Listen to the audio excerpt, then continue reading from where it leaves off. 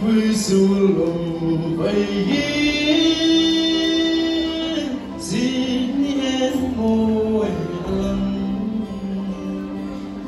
lu xuân qua bê ta vắng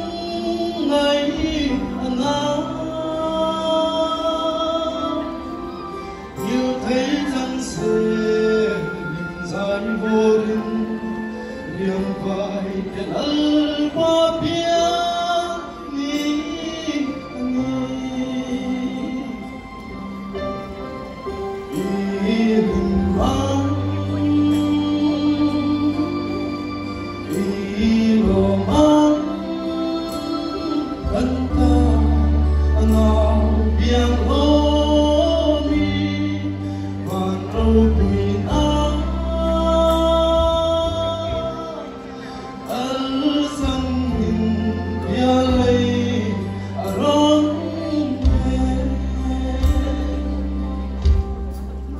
cùng nghe cơ thể anh nghe đi ăn rồi đi chùa vàng có người đâu tìm yên lâu người rồi con về thế thề an nguyên nào an nỗi buồn ấy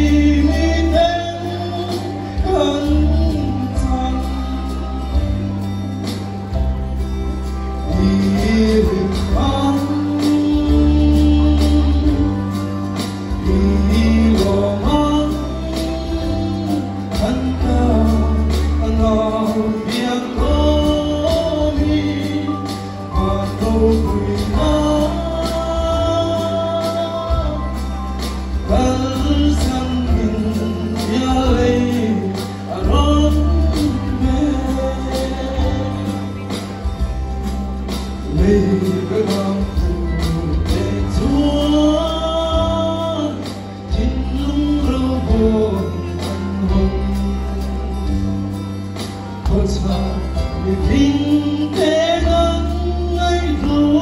ăn ha đây những cơn情如梦về thơ thơ chỉ bay vũ về